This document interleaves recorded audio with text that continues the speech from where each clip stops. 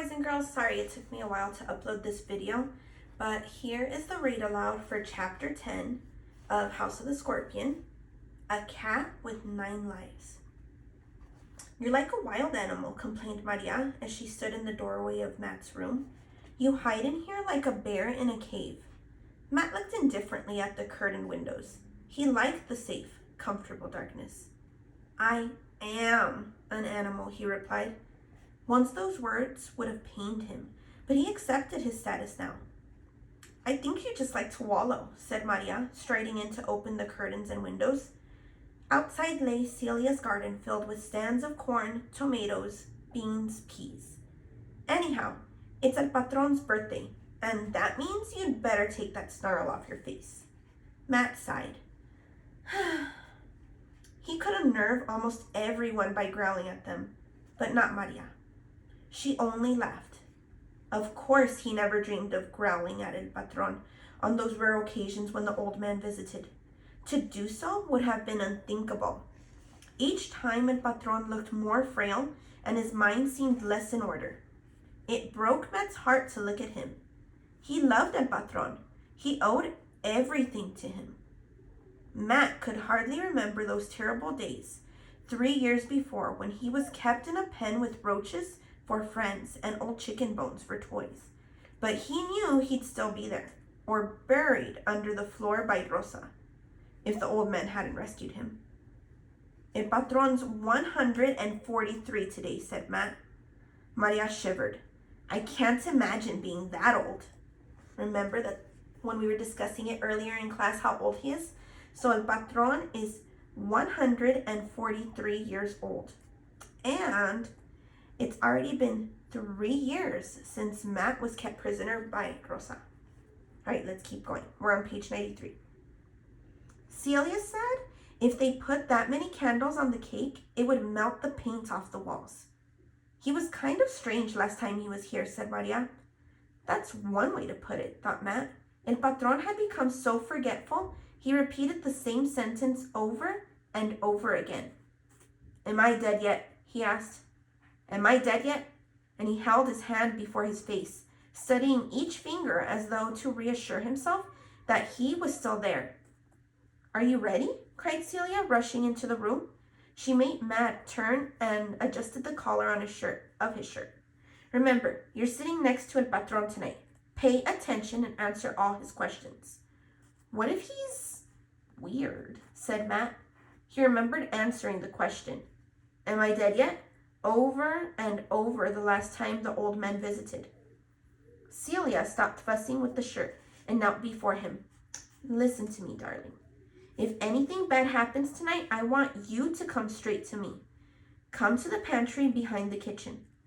What do you mean, bad? I can't say. Celia looked furtively around the room. Just promise me you'll remember. Matt thought it was hard to promise something like that. Nobody planned to forget, but he nodded. Right now you should be thinking, I wonder what's going to happen. Almost like foreshadowing. Oh, mijo, I do love you. Celia flung her arms around him and burst into tears. Matt was both startled and dismayed. What could have upset her so much? He saw Maria out of the corner of his eye. She was making a face that indicated how totally soppy she found this display. That was Maria's favorite word recently, soppy. She'd pick it up from Tamlin. I promise, Matt said. Celia sat back abruptly and wiped her eyes with her apron. I'm a fool. What good would it do if you understood? It would only make things worse. She seemed to be talking to herself, and Matt watched her anxiously. Then she stood up and smoothed the wrinkles in her apron. Run along, chicos, and have fun at the party. I'll be in the kitchen serving up the best dinner. Serving up the best dinner you ever saw. You look wonderful, both of you, like you stepped out of a movie. The old, confident Celia was back, and Matt was relieved. I have to get Furball from my room, said Maria after they left. Oh, no. You can't take him to dinner. I can if I want. I'll hide him on my lap. Matt sighed. There was no point arguing with her. Maria took Furball everywhere. Tam Lin complained that it wasn't a dog but a hairy tumor growing out of her arm. He offered to take her to a doctor and have it removed. Tom was in Maria's room, and Furball was nowhere to be seen. "You didn't let him out," cried Maria as she looked under the bed. "I never even saw him," said Tom, glaring at Matt. Matt glared back. Tom's bristly red hair was slicked down, and his fingernails were neat white crescents. Tom was always perfectly groomed for these occasions, and it earned him many admiring comments from the women who came to El Patron's birthday parties. "He's lost," wailed Maria. "He gets so scared when he's lost. Oh, please help me find him." Reluctantly, Tom and Matt left off their glaring contest and began looking under pillows, behind curtains, in dresser drawers. Maria whimpered softly as the hunt dragged on without any results. "He's probably running around the house having a great time," said Matt. "He hates being outside," said Maria, weeping. Matt could believe that. The dog was such a loser that he ran from sparrows, but he probably was outside hiding in any of 1,000 places. They'd never find him before dinner. Then something odd struck him. Tom. Tom was searching, but he didn't seem to be really looking. It was hard to describe. Tom was going through the motions, but all the while his eyes were watching Maria. Matt stopped what he was doing and listened. "I hear something," he cried. He dashed into the bathroom, lifted the toilet lid, and there was Furball. So waterlogged and exhausted, he'd been able to utter only the faintest whine. Matt pulled the dog out and dropped him hastily on the floor. He grabbed a towel and wrapped up Furball. The dog was so tired, he didn't even try to bite. He lay perfectly limp as Maria snatched him up. "How did he get in there? Who put the top down? Oh, darling, sweet, sweet Furball." She cuddled the revolting creature next to her face. "You're okay now. You're my good dog. You're my honey bunch." "He's always drinking out of the toilet," Tom said. "He must have fallen in and pulled the lid down on top of him. I'll call a maid to give him a bath." He went out, but not before Tom saw a flash of real anger on his face. Tom had wanted something and hadn't gotten it. Matt was sure Tom had dumped Furball in the toilet, although he'd never shown dislike for the dog before. That was like Tom, though. He could be courteous and helpful on the surface, but you never knew what was going on underneath. Matt felt cold. Furball would have drowned if he hadn't found him. How could anybody be that cruel? And why would anyone want to hurt Maria, who was so tender-hearted she rescued black widow spiders? Matt knew no one would believe him if he accused Tom. He was only a clone and his opinion didn't matter. Or it didn't matter most of the time, Matt thought, as a delightful plan occurred to him. So whenever you see that little page break, it means it's going to be kind of like a drama. A new setting or something new is taking place. A new character is introduced. Okay, so something new is about to happen from what we just noticed in the scene. Most of the time, the servants ignored Matt, and the alacrans looked past him as though he was a bug on a window. Mr. Ortega, the music teacher, rarely said anything to him except, "No, no, no," when Matt struck a wrong note. Mr. Ortega didn't say, "No, no, no," very often now. Matt was an excellent piano player and thought it wouldn't have hurt the man to say, "Good," now and then, but he never did. When Matt played well, an expression of joy crossed Mr. Ortega's face. That was as good as a compliment, though. And when Matt played really, really well, he was too enraptured to care what the music teacher thought. Everything changed during the annual birthday party. It was really El Patron's party, but it had developed into a celebration for Matt as well. At least Celia, Tam Lin, Maria, and El Patron celebrated for him. Everyone else just gritted their teeth and got through the day. It was the one time when Matt could ask for anything he wanted. He could force the alacrans to pay attention to him. He could make Stephen and Tom, yes, Tom, be polite to him in front of their friends. No one dared to make El Patron angry, and therefore no one dared to ignore Matt. Tables were set for the party in one of the vast gardens surrounding the big house. The lawn was flawlessly smooth with the grass all of the same height. It was cared for by Egypts who trimmed the ground with scissors just before the event. It would be trampled into oblivion by tomorrow, but now it glowed like a green jewel in the soft afternoon light. The tables were covered with spotless white cloths. The dishes were trimmed with gold. The silver cutlery was freshly polished, and a crystal goblet sat by each plate. In a corner, under a bougainvillea arbor, sat an enormous stack of presents.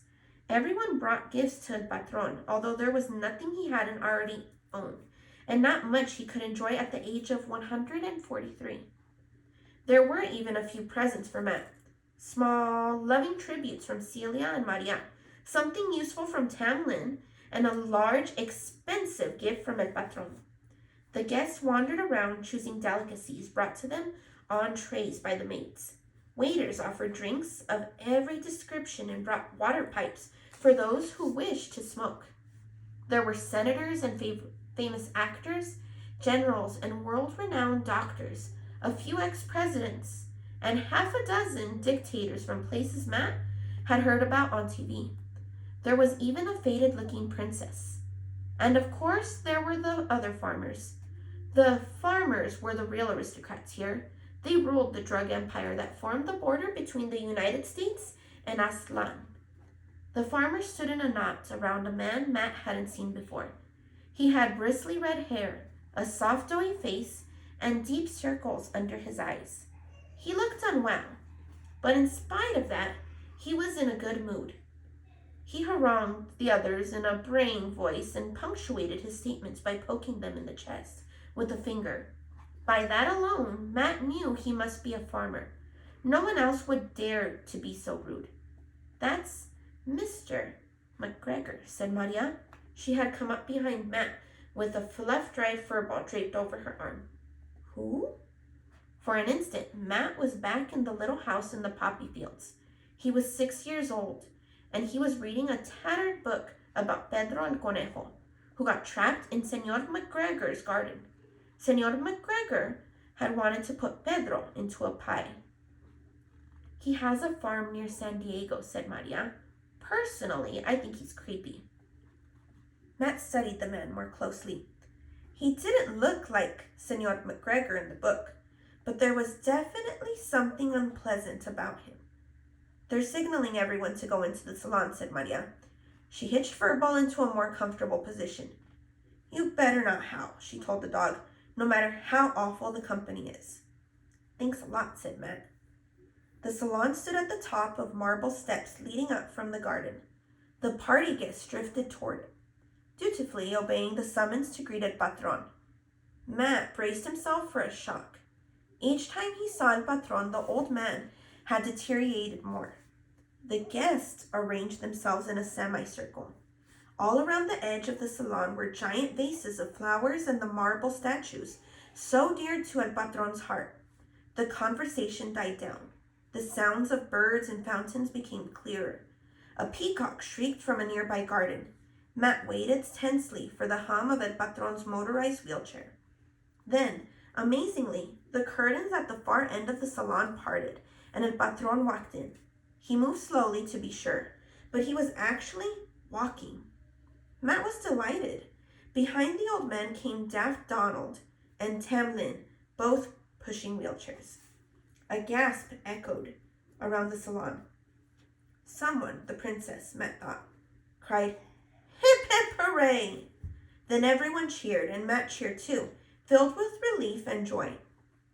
Someone behind Matt muttered, "The old vampire?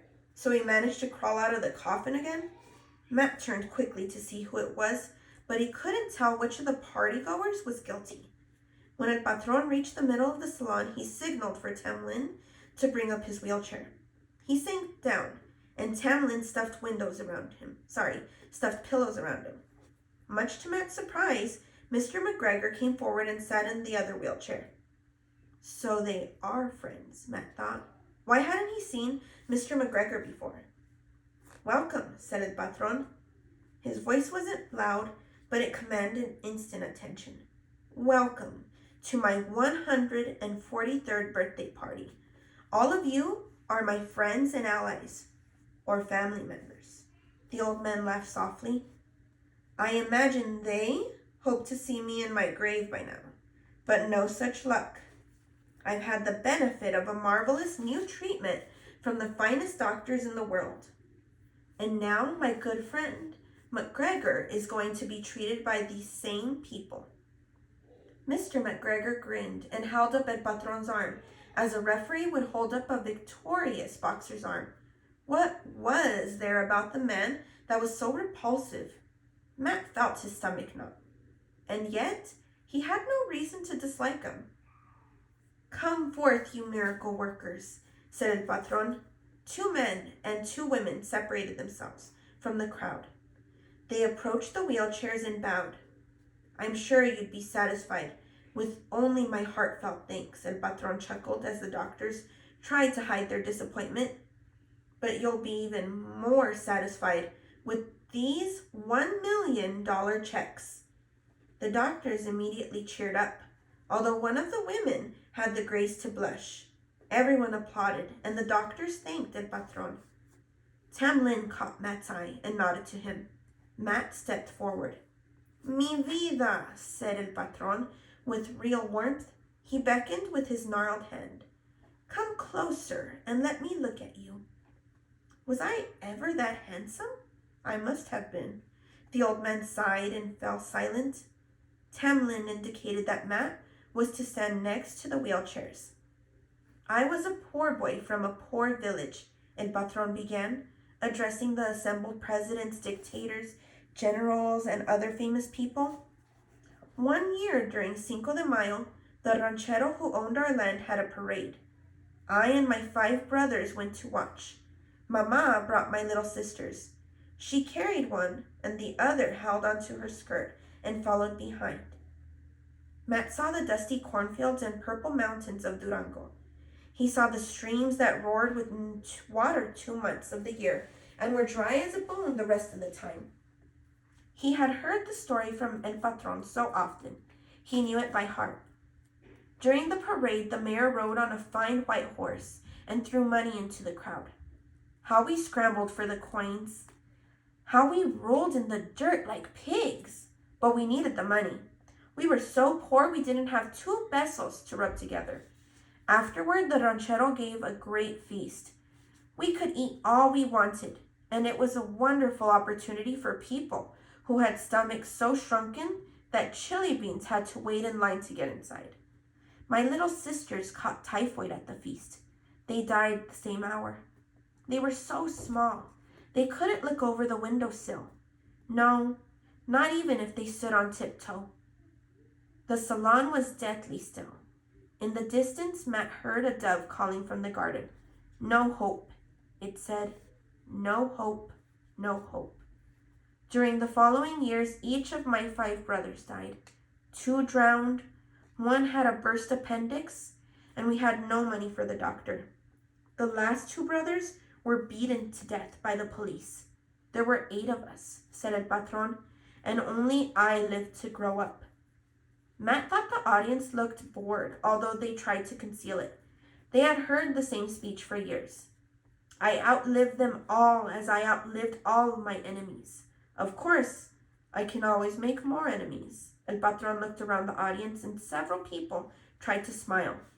They met El Patron's steely eyes and immediately sobered up. You could say I'm a cat with 9 lives. As long as there's mice to catch, I intend to keep hunting. And thanks to the doctors, I can still enjoy it. You can start clapping now. He glared at the audience and they began, first hesitantly and then loudly, to applaud. They're just like robots, El Patron muttered under his breath. More loudly he said, I'm going to take a brief rest, and then we shall have a dinner. All right, boys and girls, so we will read the next chapter when I see you next time. And yes, you will have homework next time too.